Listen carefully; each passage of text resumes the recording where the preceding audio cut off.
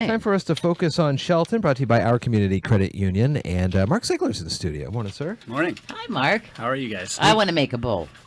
I was telling Becky about empty bowls. Yeah. I was explaining to her that Stephanie and I have been doing this for about 7 years at least, and this is the 14th annual Empty Bowls coming up. Yeah. Always on Wednesdays, in 3 successive Wednesdays, you come in and make your bowl the first night, then you glaze it the next, and then the final night is the night where the soup comes out, and delicious soup. You can eat out of your bowl? Exactly right. You can if you want. If you want to. Oh.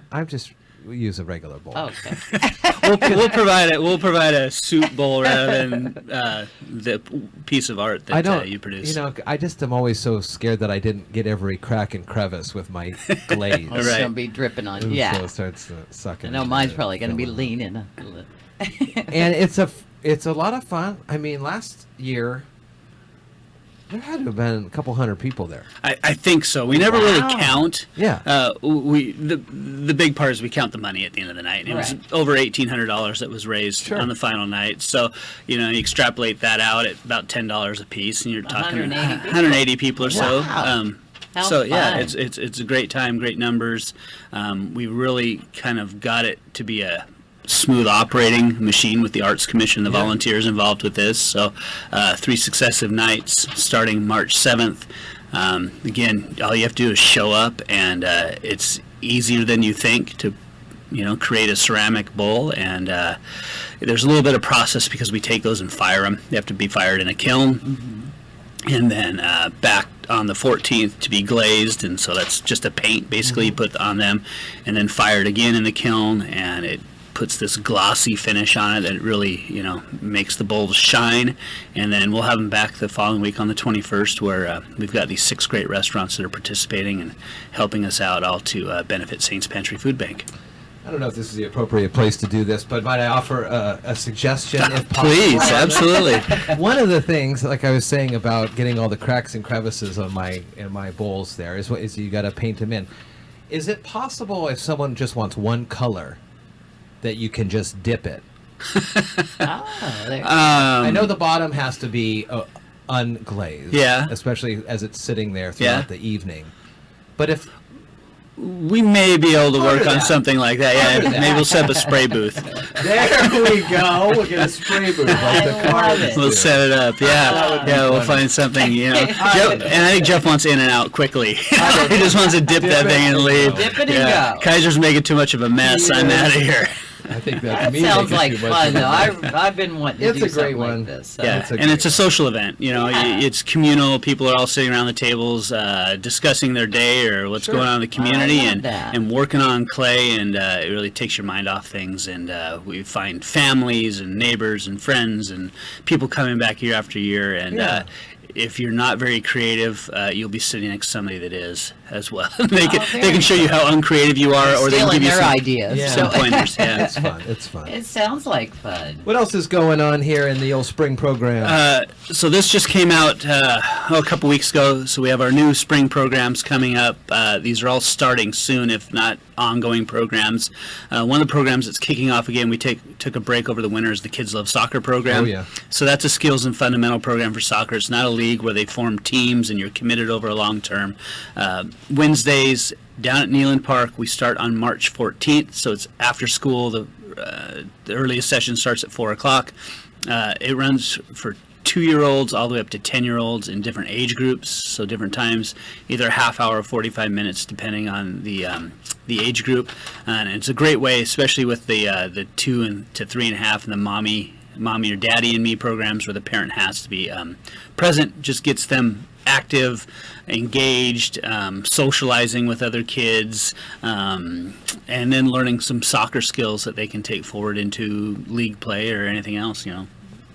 Coordination and and all those foot, eye, hand coordination skills that need to be developed. If a kid is 3.5, which is right there on the bubble between the mommy, daddy, and me and the tot and pre-soccer, but has no previous soccer anything, what do you say? It's not a problem to have any. That's what this program's built on, is really not to have some experience. So it all depends on the parents' understanding of how their child will handle the program. So if they're an advanced 3.5-year-old and you think they could really handle that kind of on their own without you out there on the field with them, that's fine. They can go into the next program. Okay. If it's better, or if you want to try the first one, the mommy and daddy and me first, and then see how that progresses and they're doing great, we can certainly move them throughout the session as well, and it's really seamless. And it looks like it goes from most skilled to least skilled. So if you're there early, you can kind of see what's going on. Well, and the mommy and daddy and me, obviously we want to schedule that a little later because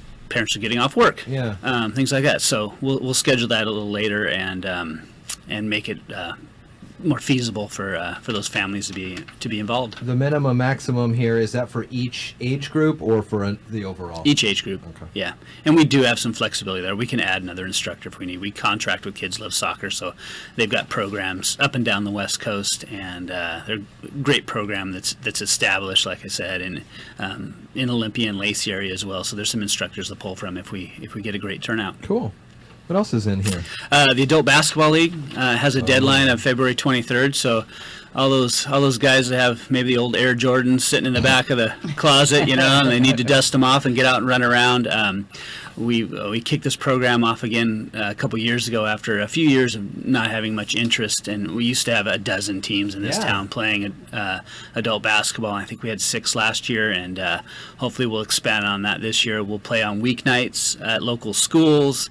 They'll be officiated by the South Sound Officials Association, so real officials out there playing basketball, having fun, getting some exercise, and maybe living their glory days. Yeah. Cool. Zumba Gold, that's an ongoing one. Yeah, new program we've brought into the Civic Center. So Diana Yu, the health director, the health official at the county, teaches this class in Olympia and did a little bit here in Shelton, and we partnered with her to bring that class on Wednesdays at the Civic Center. Is she teaching it here? Yeah. So great program. It's starting to build already. We've just been running, for a few weeks now, and I think we're at about a dozen people last week. So, and it's a little lower impact Zumba. It's not the real high impact. So it's great for some that might have physical limitations or just starting to get active. And it's a drop-in program, so you can show up. You can show up on a Wednesday, and if you've got a meeting or a family commitment, then the following week just show up again and pay the $5 and participate anytime you like. These are in online, available online on the city's website. Absolutely. Also, they'll be out for folks too. Cool too, as well as we move into the end of winter and early spring.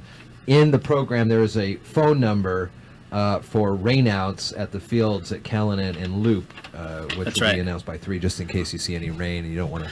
It's youth baseball, youth fast pitch season coming up. We're scheduling fields and working with those organizations now, so we like to get that number out so folks aren't wasting the trip to one of our city fields anyway. MCRA is a county field, so they'd have to contact them. But a little bit of everything in there: softball, pickleball, yoga. I love that. Yeah, absolutely. That's so cool. I want to get you back in here one of these days to talk about, there was a story up in Seattle about some realty company that come in and they put some 1,500 green pigs all around the city, including on park spaces. And I know there's some city codes on where you can put signage, especially as we wrap up this election season here for the primaries. So let's schedule a time. Yeah, we'd love to get that information out. Good to talk about. Cool. All right.